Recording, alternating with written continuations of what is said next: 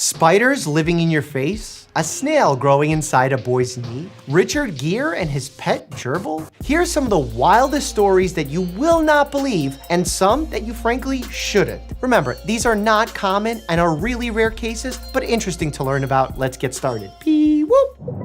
In 2021, Australian doctors removed a worm living inside a woman's brain. She was 64 years old and had been suffering for months with stomach aches, night sweats, and her memory. So she went to the doctor and was given a brain scan, which revealed an unusual lesion in her right frontal lobe. Doctors had to perform a biopsy to even get a diagnosis. That's when things got weird. The surgeon, Dr. Bandy, began to prod the affected region, which she thought felt funny. All of a sudden, the area started moving. Dr. Bandy grabbed her tweezers, pinched and pulled, and what came out was a bright pink 3-inch worm. As it turns out, the creature was technically a roundworm, which is a parasite that likely entered the woman's head when she was gathering food near a lake in the Australian countryside. It was the first ever documented case of a roundworm being found inside the brain of a living human being. But the best news? The operation was a total success and the woman was soon recovering right at home. A 63-year-old woman in South Korea became pregnant with squid in her mouth. Or so the media reported. Squid is a delicious food eaten all around the world, but depending on where you're eating it, the preparation may be very different. Here in the United States, most squid has its organs removed before it's cooked. For this woman in South Korea,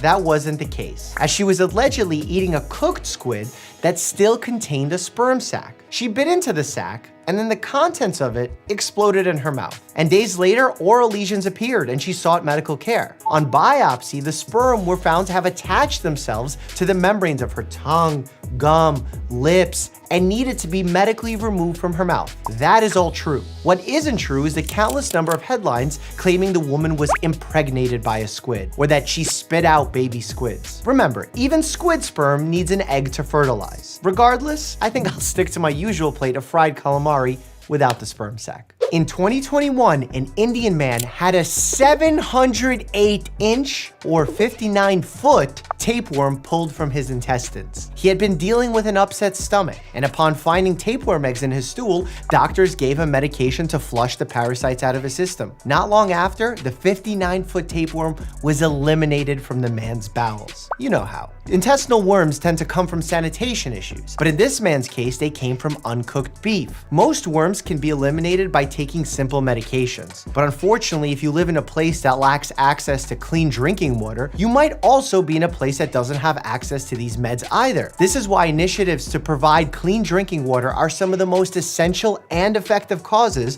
when it comes to improving the quality of human life. A British woman was questioned by police after a dead turtle was found inside her vagina. This unnamed woman living in Spain had recently gone out partying with some friends. She woke up in the morning with abdominal and vaginal pain, and as her symptoms got worse, she was rushed to the hospital in a panic state. Rightfully so. Doctors investigated, and lo and behold, inside her vagina, they found the remains of a tiny dead turtle, or tortoise. It wasn't quite clear. The Spanish police, however, did maintain that the incident did happen, and the reports are true. The woman insisted she had no idea how it got up there and tried to quiet the issue, urging authorities and reporters not to investigate the story any further. Hope it goes without saying that a turtle, nor any other reptile, should ever be inserted into someone's vagina. That was potentially the hardest statement I ever had to make on camera. Good job. A 23-year-old Brazilian man once survived a kangaroo fish swimming inside his penis and dying. That's according to a case report by the treating doctor. The man was standing in thigh-deep waters of the Amazon River. According to him, he began to urinate, at which point a kangaroo, or a small, thin, parasitic catfish, leapt out of the water into his penis, wriggling its way up his urethra and burrowing itself into his flesh. The man became delirious with panic and pain. Dr. Anar Samad, a urogenital surgeon, successfully pulled the dead parasite in its entirety out of the man's penis. With all that being said, peer review of the case reports are thin, and the medical establishment is still really skeptical that this account of events is even accurate. There have even been conflicting reports on whether the fish is attracted to urine. So the next time, if you have the option, use a proper bathroom. Tara had larvae living inside her scalp. She and her husband were newlyweds in New York City and were fed up with the hustle and bustle of a corporate lifestyle. So they sold their things, emptied their bank accounts, and spent 2 years traveling through South and Central America. They spent their days kayaking through jungle rivers, sleeping on mountaintops, and dining on exotic foods. After 2 years on the road, they decided enough was enough. They traveled home to celebrate Christmas with their families, but they didn't come back alone. One night, fresh off their international adventures, Tara felt a sharp pain in her skull. She touched her scalp, but there was nothing there, so she brushed it off as a fluke. However, every night for the next few days, she felt these sharp pains getting worse and worse. Panic began to set in, and she started researching for potential causes of these symptoms. Well, those symptoms pointed her to botflies. It's an insect native to Central and South America who lay eggs under human skin, which is dark, warm, moist, providing the perfect environment needed for the larvae to grow. Tara and her husband panicked and rushed online to find a remedy. She covered the affected area with petroleum jelly in hopes of preventing oxygen from getting to the eggs, forcing them to the surface. After just 30 seconds, they appeared, squirming and desperate for air. Turns out this internet remedy is one that works. Luckily, the removal of the larvae usually leads to full resolution of all symptoms. 4-year-old Paul Franklin grew a snail inside of his knee. In the summer of 2013, little Paul and his family were playing at the beach in Southern California, and like many adventurous toddlers, Paul fell and scraped his knee. His parents cleaned up the wound and covered it with a band-aid just like they've done hundreds of times before. Unfortunately, Paul's knee didn't heal like most scrapes. So Paul's parents took him to the doctor and got some antibiotics to fight off the infection, which sort of worked and the swelling began to go down, but not really. Several weeks after the incident, Paul's knee still wasn't looking right, so his mother took matters into her own hands. She got down on the floor, put her fingers together, and like a good pimple, popped the growth on Paul's knee. What came out confused them all. Landing on the floor beneath them was a circular black object with stripes on it. Turns out, when Paul fell at the beach, he miraculously trapped the tiniest egg of a sea snail in the wound, which had now grown in size and was ready to take on the world. Surprisingly, removing the snail quickly healed the wound, and Paul felt great almost instantly and was actually excited about his new pet snail, which he named after the animated movie Turbo. Okay, be honest, what's scarier than the idea of spiders crawling on your face? Well, how about the fact that there really are? Right now, as you're watching this video, I can promise you there are spiders crawling all over your skin. But fortunately, they're so small, you probably won't even notice them. And they're actually kind of beneficial. Your body is home to a creature known as a Demodex spider. They're microscopic in size, but when zoomed in, you might be surprised to see that they're pretty nasty. And while they might look like a creature from a zombie movie, they're usually helpful as they feed on bacteria, dead skin cells, oils, all that stuff, helping keep you healthy and clean, as long as they stay low in number. So when you're feeling lost and alone, which happens from time to time, don't forget that Demodex spiders have your back, and your face, and the rest of your body.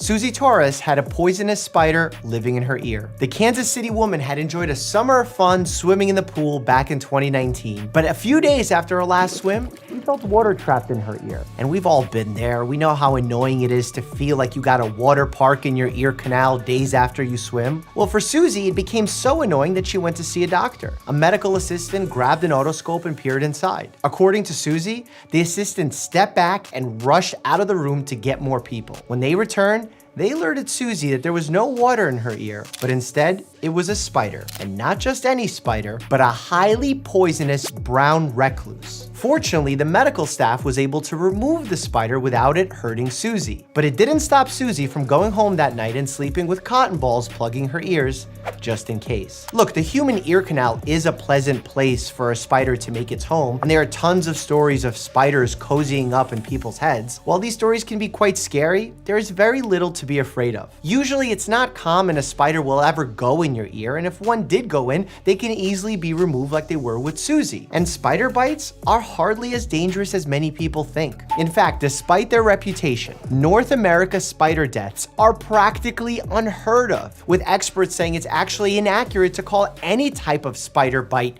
deadly. For years now, rumors, whispers, and South Park have made reference to the concept of gerbling, or specifically the claim that actor Richard Gere once inserted a gerbil inside his rectum for sexual gratification. It's scandalous, dark, disgusting, and a lie. Long story short, poor Richard Gere has been the butt of an unsubstantiated rumor that he was once admitted to Mount Sinai Hospital in LA to have a gerbil removed from his rectum. Not only has Gere denied the rumor, but there are no hospital records of the incident, which likely would have become public given such an act is illegal in the state of California and would have led to charges for animal endangerment or a similar crime. It's not true and we should let the rumor die. But that's not to say gerbling itself isn't real.